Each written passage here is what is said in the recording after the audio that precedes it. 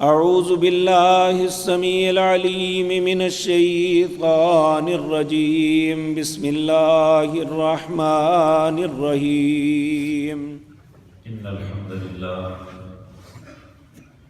نحمده ونصلي على رسوله الكريم أما بعد أعوذ بالله السميع العليم من الشيطان الرجيم بسم الله الرحمن الرحيم قاف والقرآن المجيد حضرات محترم، اللہ کی توفیق سے سورۃ قاف کا آغاز کرتے ہیں۔ یہ سورت اللہ رب العزت نے نبی کریم صلی اللہ علیہ وسلم پر مکے میں نازل فرمائی۔ اس کی 45 آیات ہیں اور 3 رکوع ہیں۔ یوں تو اللہ رب العزت کا یہ پاک کلام قرآن عظیم، اس کا ایک ایک لفظ سمندر سے گہرا، آسمان کی بلندیوں سے اونچا اور حکمت و دانائی سے بھرا ہوا ہے، لیکن یہ سورت ان اہم صورتوں میں ہے جس کے اندر انسان کے لیے بہت سی نصیحتیں ہیں۔ نبی کریم صلی اللہ علیہ وسلم آپ اس سورت کو جمعے کے خطبے کے اندر عموماً پڑھا کرتے تھے۔ جب بھی مسلمانوں کا اجتماع ہوتا تو وہاں اسپیشلی اس سورت کی ضرور تلاوت فرماتے ہیں۔ نبی کریم صلی اللہ علیہ وسلم عید الفطر کی نماز میں اور عید الاضحیٰ کی نماز میں خصوصاً سورت قاف پہلی رکعت میں پڑھتے، دوسری رکعت میں اقترب الساعة وانشق القمر سورت القمر کی تلاوت فرماتے۔ بعض روایات میں یہ بھی آتا ہے کہ آپ پہلی میں سبح اسم ربک الاعلی، دوسری میں هل اتاک حدیث الغاشیہ پڑھتے، لیکن آپ عموماً یہ بھی پڑھتے۔ اور اسی طرح نبی کریم صلی اللہ علیہ وسلم فجر کی نماز کے اندر بھی اس کی تلاوت فرمایا کرتے تھے۔ ایک صحابی کہتے ہیں کہ میں نبی کریم صلی اللہ علیہ وسلم اس کثرت سے اس کی تلاوت فرماتے کہ میں آپ سے سن کے یہ سورت یاد کر لیا۔ اس طرح کی عمومی طور پہ ہمارے جو لوگ ہیں یہ چونکہ ہر جمعے کے اندر سورت اعلیٰ اور غاشیہ کی تلاوت سنتے ہیں تو عمومی لوگوں کو یاد ہوتی ہے، تو انہوں نے کوئی اسپیشل یاد نہیں کی ہوتی، سن کے ہی اللہ ان کے ذہن میں یہ بٹھا دیتا ہے۔ اسی طرح جو لوگ فجر کی نماز پڑھتے ہیں، سورت سجدہ، سورت دہر پڑھی جاتی ہے، عمومی طور پہ بعض لوگ حافظ بھی نہیں ہوتے لیکن امام صاحب کی غلطی نکال دیتے ہیں۔ اس کا سبب کہ انہوں نے یہ سن کے یاد کر لی ہوتی ہے۔ تو اسی طرح نبی کریم صلی اللہ علیہ وسلم کے متعلق آتا ہے کہ آپ سے یہ سن کے میں نے یاد کر لی، حالانکہ وہ ایک خاتون تھی۔ تو نبی کریم صلی اللہ علیہ وسلم اسے کثرت سے اس لیے پڑھتے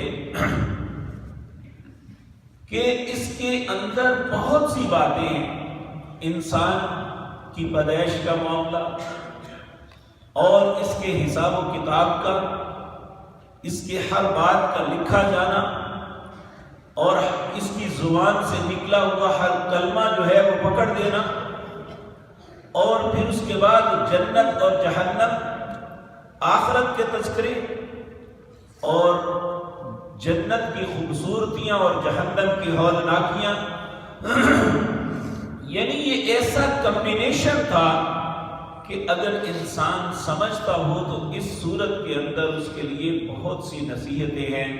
اللہ وہ نصیحتیں ہمیں بھی پکڑنے کی توفیق عطا فرمائے۔ میرے عزیز بھائیوں، قرآن عزیز کے اندر جتنی بھی صورتیں ہیں ان کا آغاز بسم اللہ سے ہوتا ہے، سوائے سورۃ توبہ کے۔ سورۃ توبہ ایسی سورت ہے جس کے آغاز میں بسم اللہ نہیں ہے۔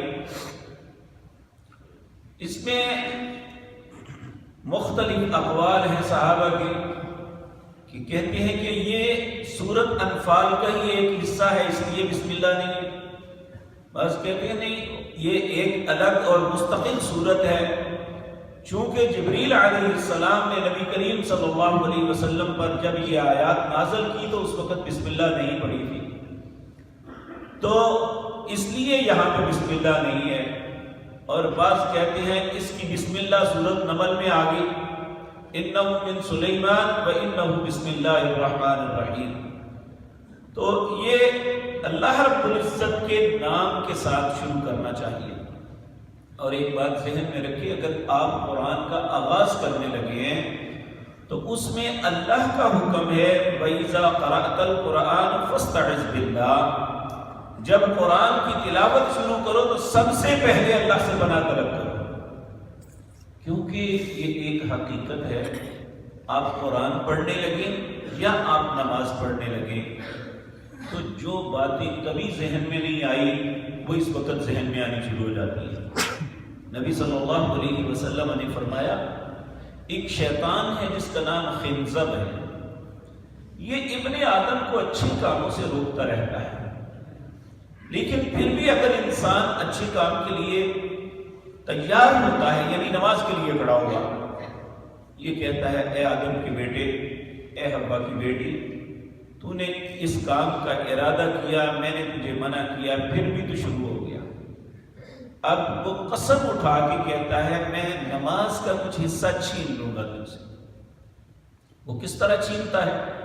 جب انسان نماز کا آغاز کرتا ہے تو فَهِيَ قَضَا وَقَضَا، وہ فلاں بات یاد کرو، فَهِيَ قَضَا، وہ دیکھو کون آیا، تمہارے ساتھ کون کھڑا ہے۔ حتیٰ کہ ایک انسان کا ذہن اتنا غلیظ نہیں ہوتا، لیکن وہ ایسی گندی باتیں بعض اوقات ذہن میں ڈالتا ہے کہ انسان سوچتا ہی رہتا ہے میرے ساتھ ہوا کیا ہے۔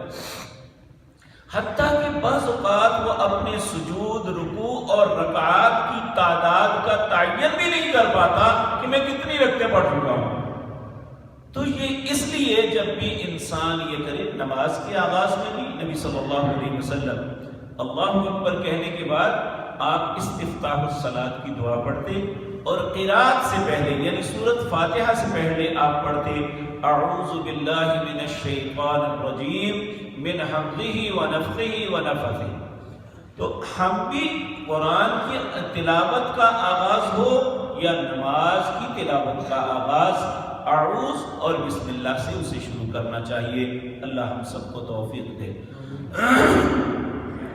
اس سورت کا نام بھی اور پہلا لفظ ہے قاف۔ یہ قاف کیا ہے؟ یہ حروف تہجی کا ایک لفظ ہے،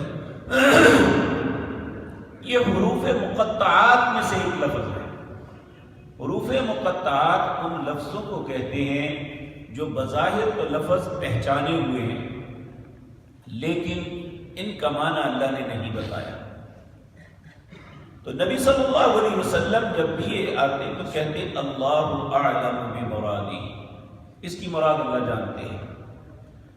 اور میں یہ بارہا مرتبہ عرض کر چکا ہوں، اور یہ عرض کرنے کا بار بار مقصد یہ ہوتا ہے کہ جب پروپیگنڈا زیادہ ہو تو اس وقت اس کے توڑ کے لیے بھی بات کو زیادہ کرنا پڑتا ہے۔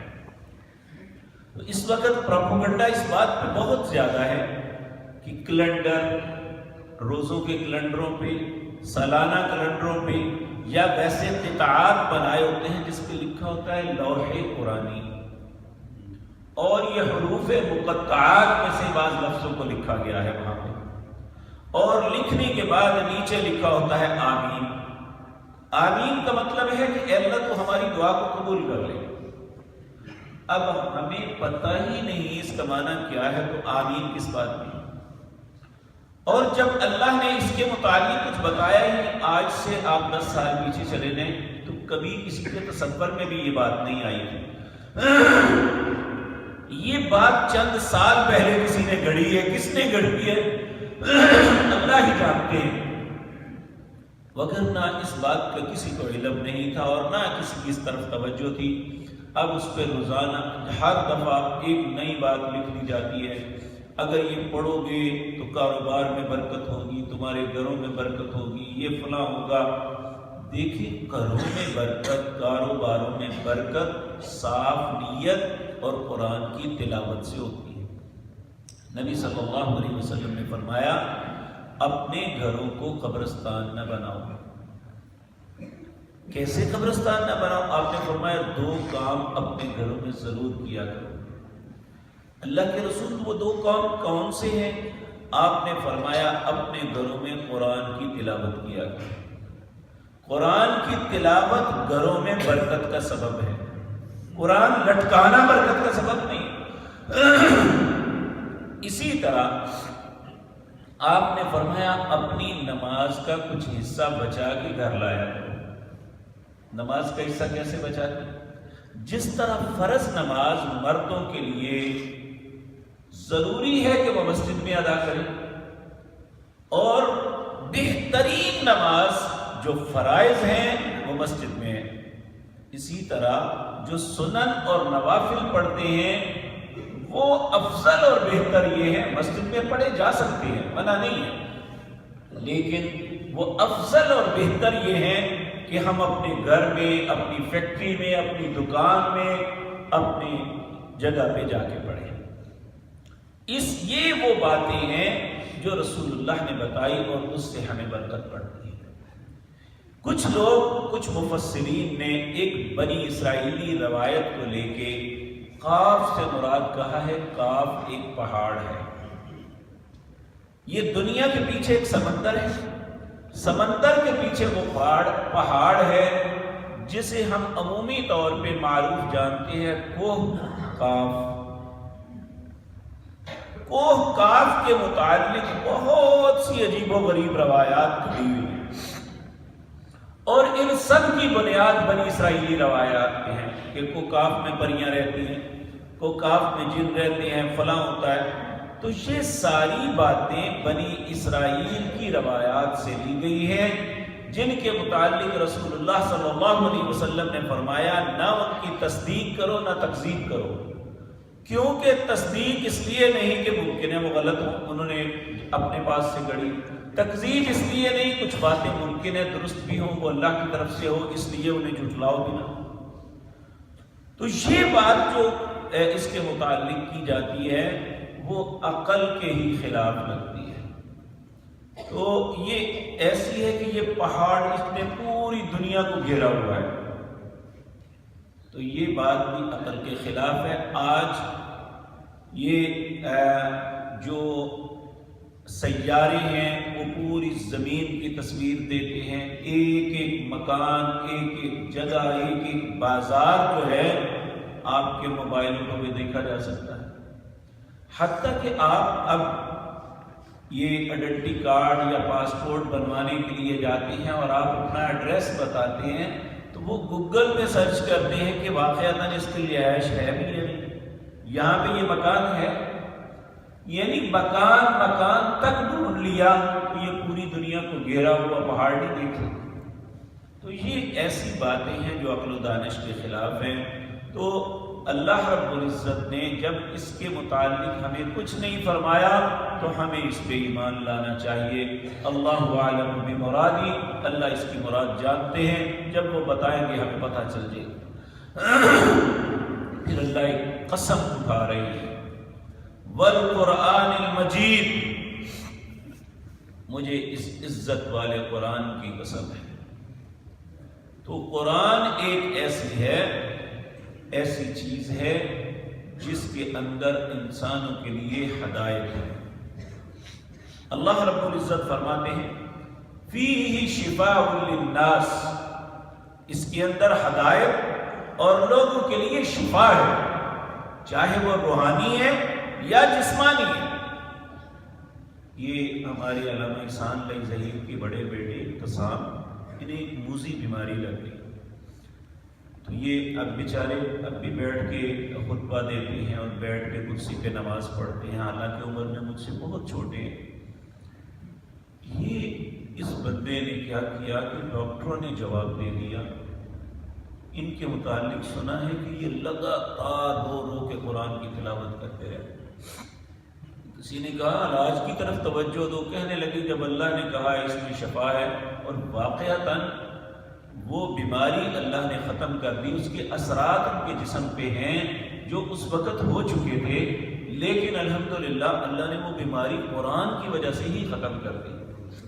اور نبی کریم صلی اللہ علیہ وسلم کی یہ یاد رکھیں، آپ پہ جب کوئی مصیبت آتی، آپ اللہ رب العزت سے ان کلمات کے ساتھ دعا کرتے، اللہم اجعل القرآن العظیم ربیع قلوبنا، اے اللہ اس قرآن کو میرے دل کی بہار بنا دے، وشفاء صدورنا، میرے سینے کے لیے باعث شفا بنا دے، وجلاء احزاننا، میری مصیبتوں کا مداوع بنا دے، وذهاب غمومنا وحمومنا، میرے دکھ اور مصیبتیں ساری کی ساری اس قرآن کی وجہ سے ختم کر دے۔ نبی کریم صلی اللہ علیہ وسلم جب بھی کوئی تکلیف مصیبت کسی گھبراہٹ میں مبتلا ہوتے تو اس وقت اللہ سے یہ التجا کرتے۔ تو اسی لیے اللہ نے اپنے قرآن کے متعلق اس صورت میں بڑی اہم باتیں کرنے سے پہلے قسم اٹھا کے کہا قاف والقرآن المجید، مجھے عزت والے اس قرآن کی قسم ہے۔ پھر آگے اللہ اپنی بات کا آغاز کرتے ہیں اور اس میں کیا احکامات ہیں، اللہ نے زندگی اور توفیق دی تو انشاءاللہ آپ کے سامنے عرض کروں گا۔ اقول قولی ھذا واستغفر